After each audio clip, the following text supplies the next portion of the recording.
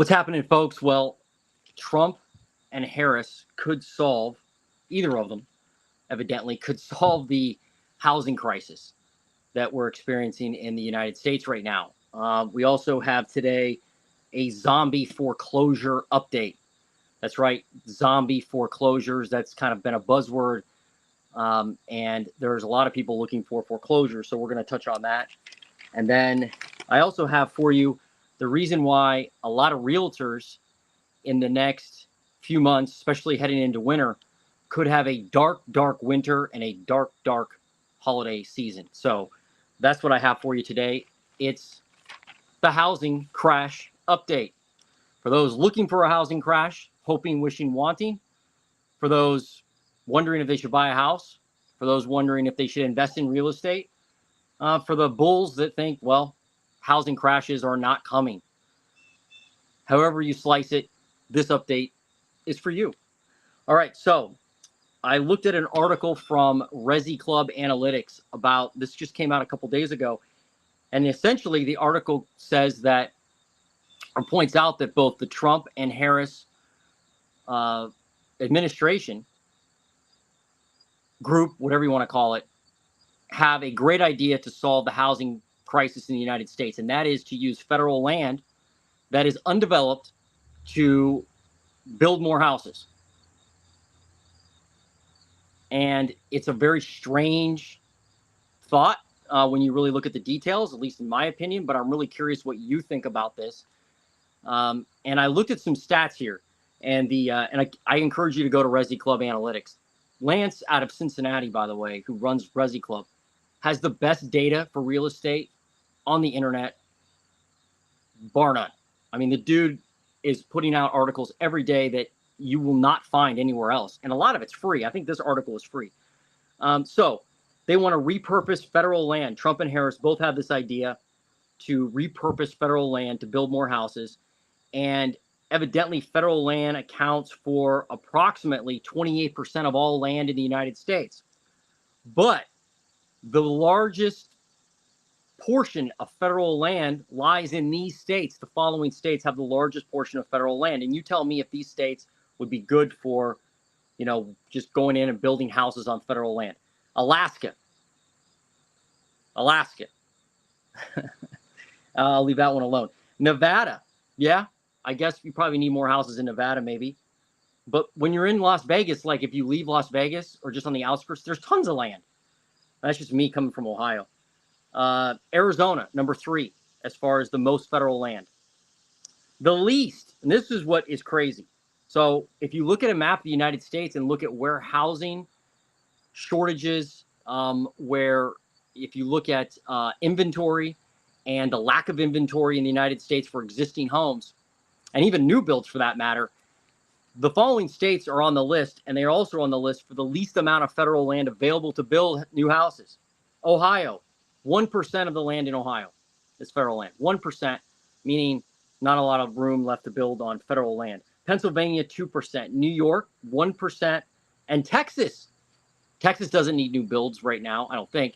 But they're at 2% as well. So my question is, first off, I'd love to know what you think about this. Should we build on federal land? Will that solve the housing problem?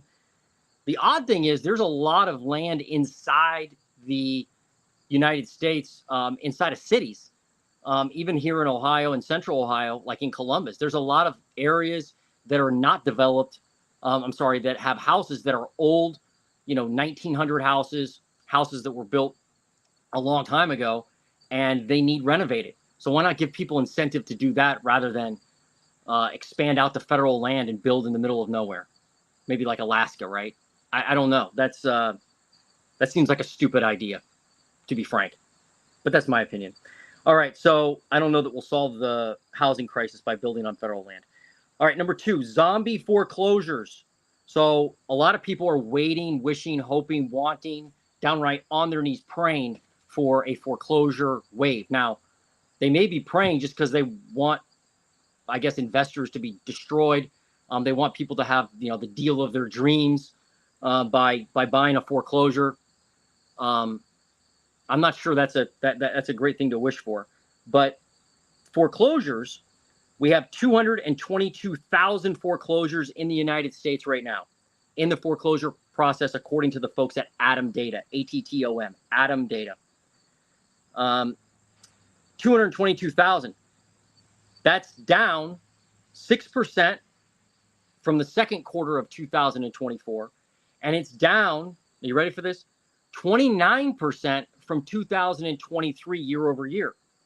So we saw a spike in foreclosures, a spike. I mean, it was percentage-wise, it looked like a spike, right? If you're a venture consulting, you say, hey, it's a 100% spike a few months ago in foreclosures. Well, that may be true, but we came from nothing. So when you add like 100 foreclosures, the number goes whoop, right up to the moon, right? So for venture consulting's right, like a broken clock sometimes. You've got 222,000 properties in foreclosure. I said that's down 29% year over year. The spike is gone because essentially you had a large spike when people decided, when we had the COVID foreclosure moratoriums, and when we had those moratoriums, nobody was getting foreclosed on. Then when those moratoriums were lifted, you have a big swath of foreclosures push their way through the system. That raises the number as far as the percentage goes. But then you have reality kick in. Reality, folks, is that you're not going to have a foreclosure, or you shouldn't have a foreclosure, if you have equity. If you have equity, you should be able to sell your home. And if you don't make a profit, you should at least be able to get out of the home, right? Home prices are still at record highs.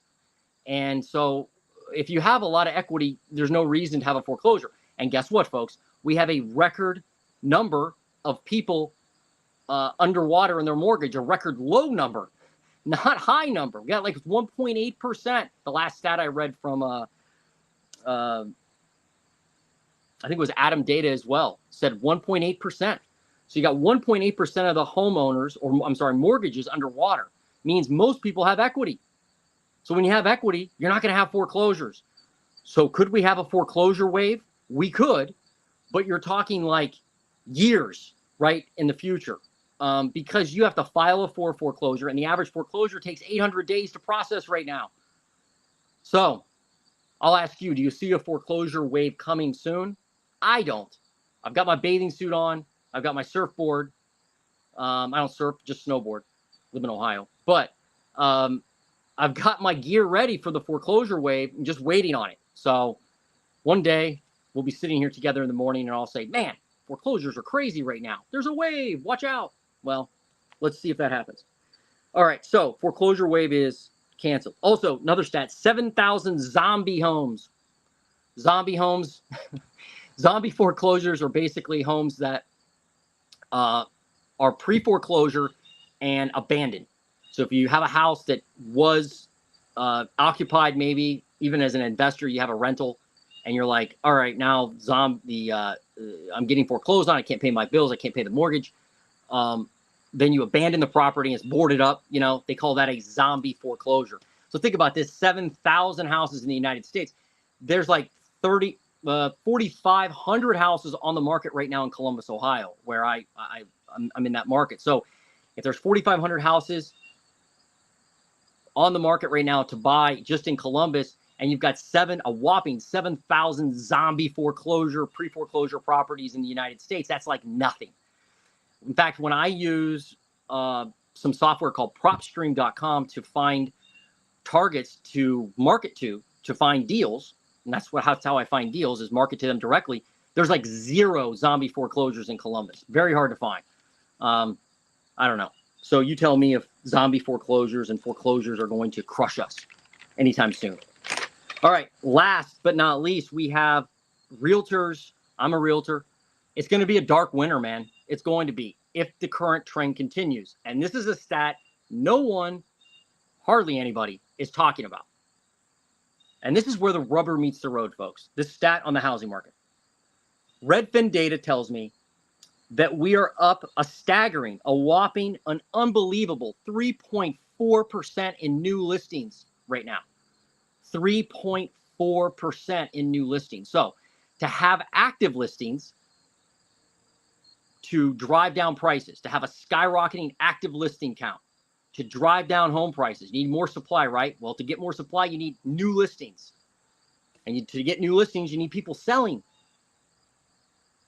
We are only up 3.4% compared to last year, and last year was horrible with new listings. So at one point we were actually up 14% in April. Now we're down to 3.4%. Why? Because people do not want to sell right now. Most homeowners are like, hey, I'm good where I am. I'm not paying a higher interest rate. I'm not paying a higher price for a home for basically the same house probably. Why do that? Nope, I'm staying put. I'm not listing my home. The only people that are listing their home in general are people who really need to list their home. And since new listings are so low, I'll ask you, do you think that there's a lot of distressed selling going on right now? There's not, because new listings are so low, and the only people actually listing are people who need to sell, not want to sell. They need to sell. So new listings are awful right now, and it's getting worse. And you can see it in the active listings. So active listings were up. It used to be 22% in May of this year. They were up 22% active listings. Now they're only up 18%, and they're slipping. That trend is going down. It'll be interesting to see if the trend continues to go down. But if you see new listings travel down, then you're going to see active listings travel down as well after that, right? Unless demand gets worse, which could get worse, but it's about as bad as it's ever been as far as demand goes. So if we have a blip, just a blip in increased demand, you're going to see the active listings tank even more. You're going to see new listings tank. If we have a huge downward spiral in demand from where we are right now, or a huge uptick in new listings, you're going to see the active listings go up, and that will drive prices down.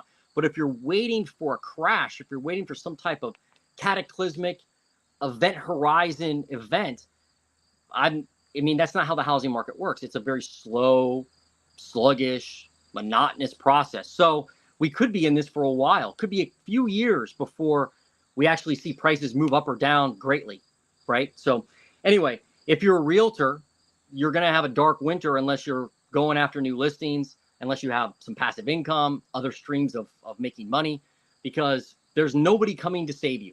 There's not a cavalry of new listings coming to the market that are going to pull you out of the doldrums, right? You have to do that yourself. And if you're a buyer, if you're just a home, if you want to buy a home, you've got to get really granular, dig deep, get creative, go out and find a property that's off market. Forget the MLS, forget realtors, go find one yourself. You can do it. I teach you how to do that a lot on my channel, but there's a lot of other channels that teach you how to do it. So go out, find a deal off market. And if you're a home seller, think twice about selling your home unless you really need to.